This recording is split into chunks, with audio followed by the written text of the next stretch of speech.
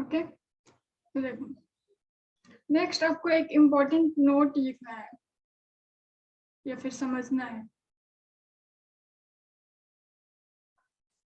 Note क्या कह रहा है, देखो अ कंपाउंड,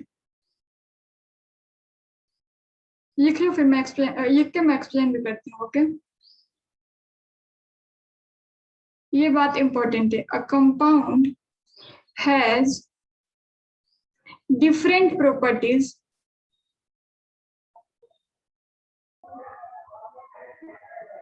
फोन म्यूट कर लो अपना, एक बार इंटर करो तो फोन म्यूट कर लो। A compound has different properties compared to its individual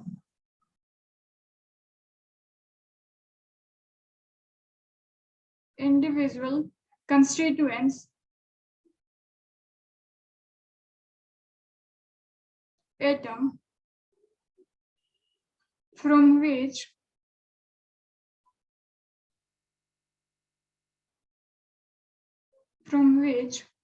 it is made up of. Made up of.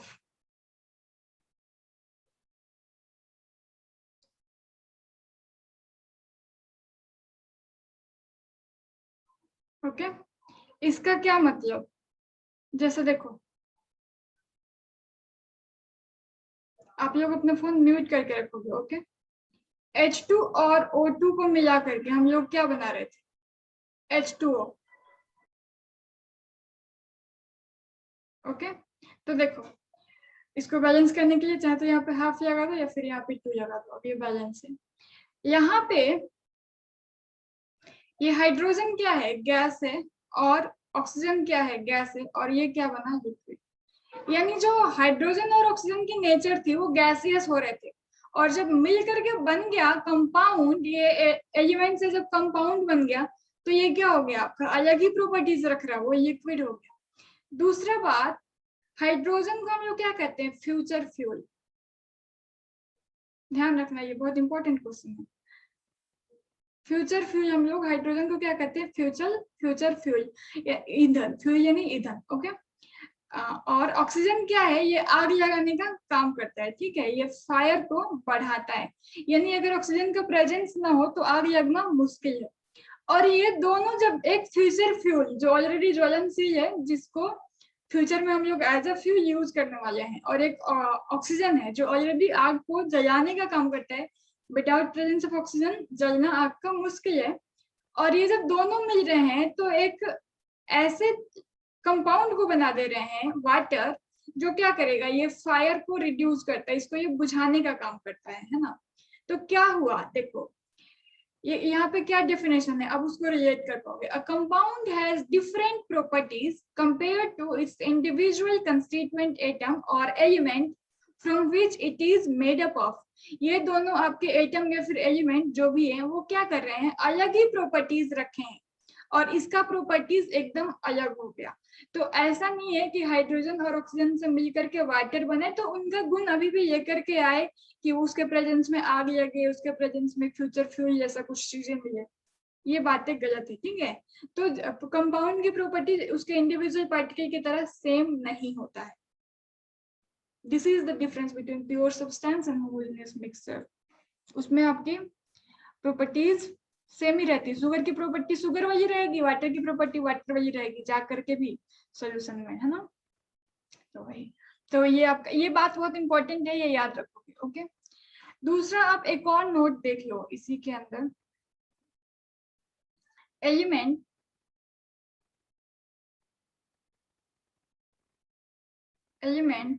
retain their properties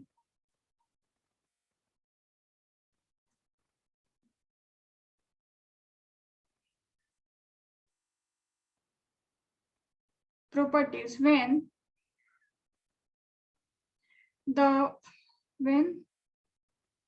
they form a mixture. when they form a mixture.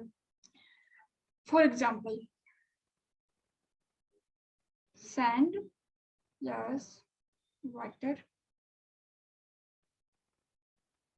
Okay, यहाँ पे क्या होगा, sand की properties sand की properties रहेगी, sand यहाँ पे आपका एलिमेंट है, वाटर की प्रॉपर्टीज रहेगी, ठीक है।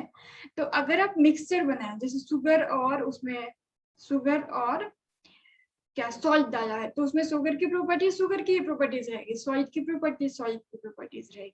वो टेस्ट है उसमें तो शुगर की वजह से, ठीक है।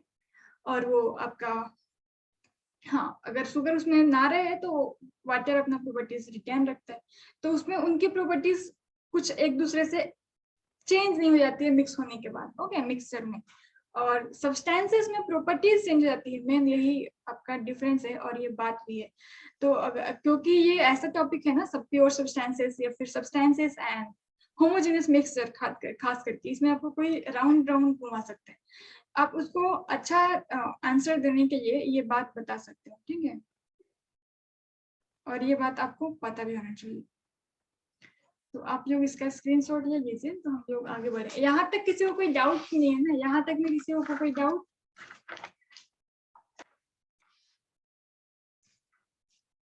नो डाउट, सब बच्चे तेज हैं, वेरी गुड।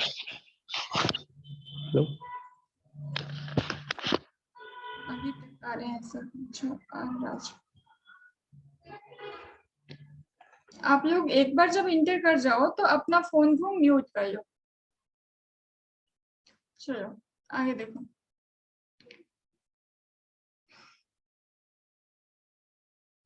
अगर हम लोग बात करें एटम की, कुछ हम लोग अभी इम्पोर्टेंट टर्म जानेंगे, ओके।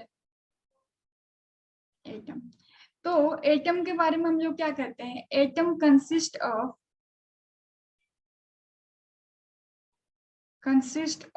अ न्यूक्लियॉन्स, ओके, अभी आप न्यूक्लियस कर दो, न्यूक्लियस, ओके। एटम के पास क्या होता है, एक न्यूक्लियस होता है, जैसे मान लो ये एक एटम, तो इसके पास ये न्यूक्लियस होता है।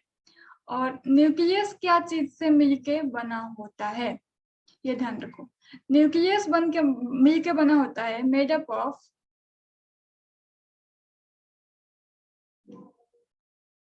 Proton and neutron, okay. Proton और एक सेकेंड न्यूट्रॉन, इनसे मिलके बना होता है। बाकी इलेक्ट्रॉन ऑर्बिट में होते हैं, वो आप लोग पढ़ोगे आगे, बट यहाँ पे मैं आपको क्या बताना चाहती हूँ, एक टर्म आपको मिलेगा जो जानना इम्पोर्टेंट है, वो कि एटम और सॉरी प्रोटॉन और न्यूट्रॉन को जब इकट्ठे मिला दो ना, तो इनको हम लोग एक नए नाम से जानते हैं, वो होता है न्यूक्लियॉन्स, ये बात याद रखना।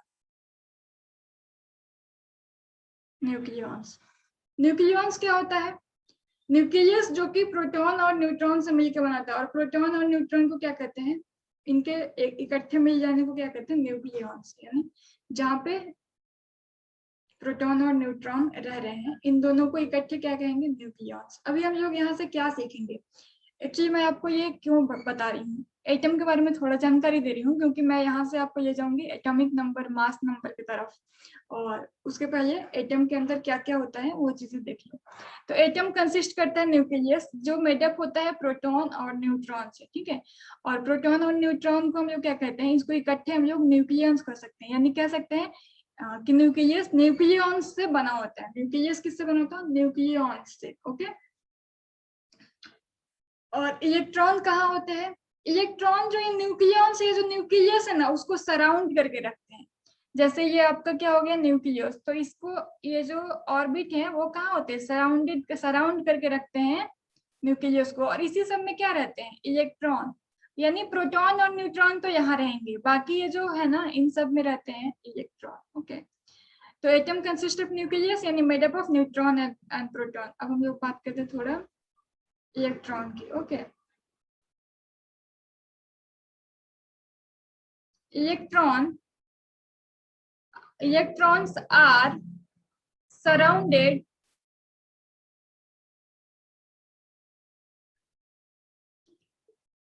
outside the nucleus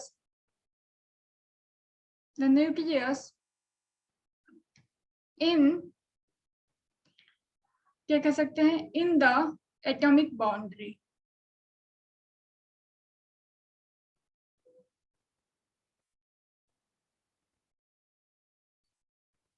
atomic boundary यानी जहां पे जैसे मान लो कोई एटम है, उसके पास 2 ऑर्बिट है, तो ये वाला ऑर्बिट क्या हो गया, बाहर वाला बाउंड्री हो गया उसका, ठीक है।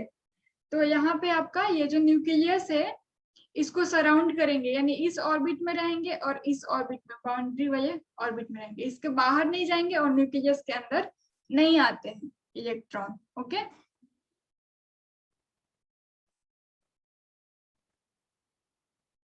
ओके, आप लोग इसका स्क्रीनशॉट ले लो।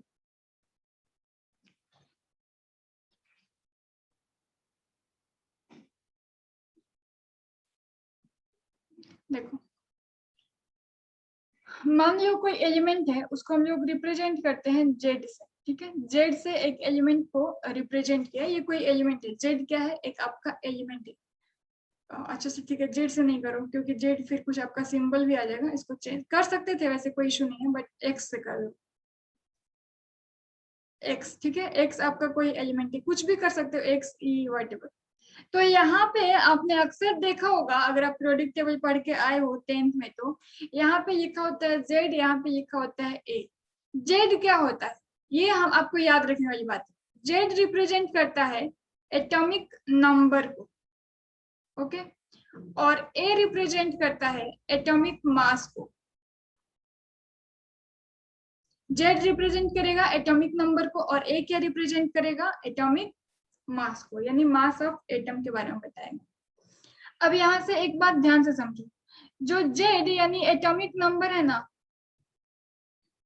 ये बराबर होता है कि किसी एलिमेंट में नंबर ऑफ प्रोटॉन कितने हैं या नंबर ऑफ इलेक्ट्रॉन कितने हैं। हम लोग इसके मास वास के बारे में भी बात करेंगे आगे, ठीक है। नंबर ऑफ इलेक्ट्रॉन कितने हैं, यानी किसी भी एटम में अगर पूछता है कि उस एटम के पास नंबर ऑफ प्रोटॉन या नंबर ऑफ इलेक्ट्रॉन कितना है, आप क्या कहोगे, जितना उसका एटॉमिक नंबर है। जैसे मान लो मैंने पूछा, थोड़ा फोकस करना, सोडियम, ओके, इसका एटॉमिक नंबर है 11, तो फाइंड नंबर ऑफ इलेक्ट्रॉन और प्रोटॉन, तो आप क्या कहोगे, इलेक्ट्रॉन भी 11 होगा क्योंकि 11 इसका एटॉमिक नंबर है, और इलेक्ट्रॉन और प्रोटॉन एटॉमिक नंबर के बराबर होते हैं। ओके, अब हम लोग बात करते हैं, ए आपका मास नंबर हो गया, ठीक है। तो मास नंबर किसके बराबर होता है, अच्छा ये एटम की बात हो रही है बेटा, आयन की बात नहीं हो रही है। आयन के केस में नंबर ऑफ इलेक्ट्रॉन चेंज हो जाएंगे, आयन के केस में नंबर ऑफ इलेक्ट्रॉन चेंज हो जाएंगे, प्रोटॉन सेम रहेंगे। ए क्या हो गया आपका, मास नंबर। तो मास नंबर किसके बराबर होता है, ये बराबर होता है number of proton plus number of neutron. Okay, number of proton plus number of neutron के बराबर क्या हो जाएगा आपका, मास नंबर। तो यानी हम लोग कह सकते हैं कि A is equal to number of proton plus number of neutron, यानी हमको न्यूट्रॉन पे कोई चार्ज नहीं होता है, प्रोटॉन पे प्लस का चार्ज होता है और इलेक्ट्रॉन पे माइनस का चार्ज होता है। ये भी हम लोग आगे पढ़ेंगे, ठीक है। अभी बस आप नंबर ऑफ न्यूट्रॉन और प्रोटॉन फाइंड करना सीखिए। तो यहाँ पे देखो जरा, अगर मैं पूछूं नंबर ऑफ न्यूट्रॉन कैसे फाइंड करेंगे, नंबर ऑफ न्यूट्रॉन कैसे फाइंड करेंगे, तो क्या हम लोग कह सकते हैं number of neutron is equal to, ये नंबर ऑफ प्रोटॉन जाकर के इधर माइनस हो जाएगा, यानी atomic mass minus number of proton, ठीक है। और देखो नंबर ऑफ प्रोटॉन किसके बराबर था बेटा, एटॉमिक नंबर के, और एटॉमिक नंबर को किससे रिप्रेजेंट करते हैं, जेड से। यानी हम लोग क्या कह सकते हैं कि ए माइनस अगर जेड कर दें तो नंबर ऑफ न्यूट्रॉन निकल आएगा। Okay, atomic mass number minus atomic number, या फिर मास number minus proton number, number of proton. अगर माइनस करें तो क्या निकल जाएगा, नंबर ऑफ न्यूट्रॉन। तो देखो यहाँ पे आपको सोडियम का एटॉमिक नंबर है 11 और इसका मास नंबर है 23। तो इसमें नंबर ऑफ न्यूट्रॉन कितना होगा और इलेक्ट्रॉन कितना होगा, और प्रोटॉन। इलेक्ट्रॉन प्रोटॉन तो मैंने बता दिया। नंबर ऑफ न्यूट्रॉन कितना होगा, मास नंबर, एटॉमिक मास जिसको कहते हैं, मास नंबर को एटॉमिक मास भी कहते हैं, माइनस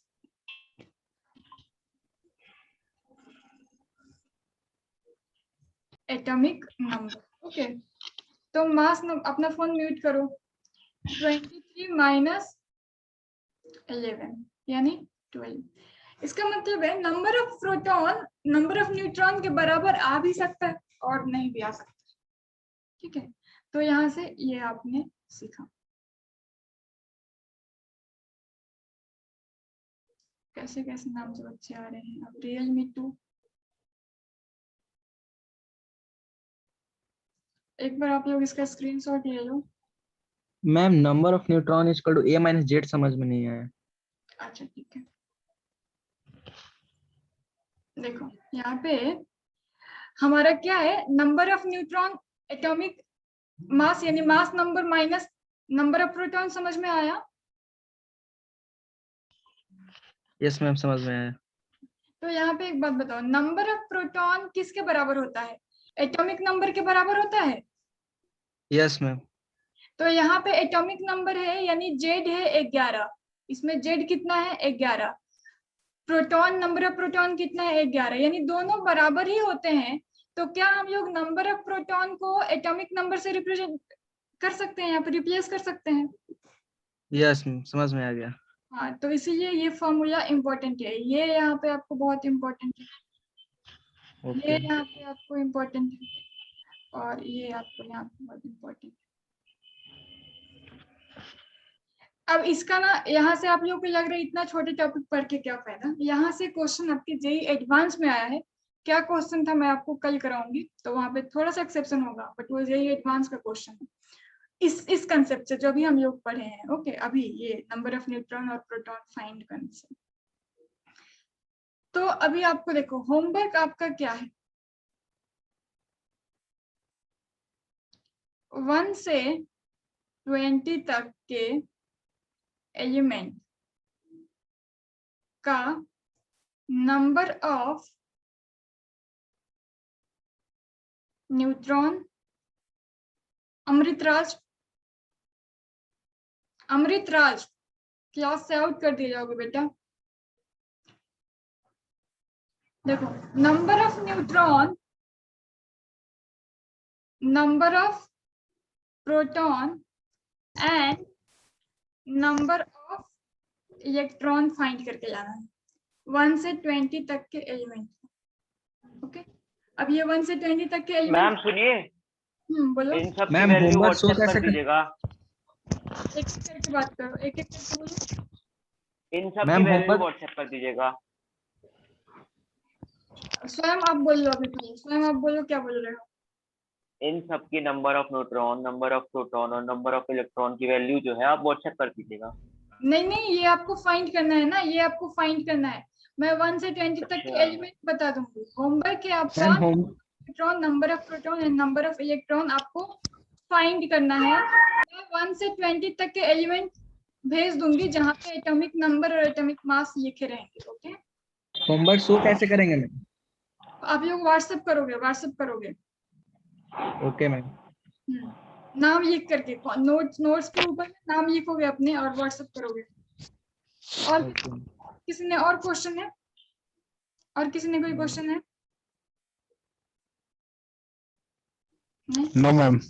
ओके, तो आपका 1-2 घंटे के अंदर इसका वीडियो आपको मिल जाएगा आपके ग्रुप में क्लास का, और होमवर्क भी आपको, होमवर्क तो बता ही दिया है, बस मैं एलिमेंट के एटॉमिक नंबर और मास नंबर लिखा हुआ आपको भेज दूंगी ताकि आप फाइंड कर पाओ। और इसको अच्छे से फेयर में नोट करके रखोगे 1 से 20 तक के एलिमेंट की, हमें बाद में याद भी करने पड़ेंगे होल कंसेप्ट में। ओके, फिर हम लोग ओके मैम। हाँ ओके। ओके, कल यहाँ से हम लोग आगे कंटिन्यू करेंगे। Have a pleasant evening. Thank you.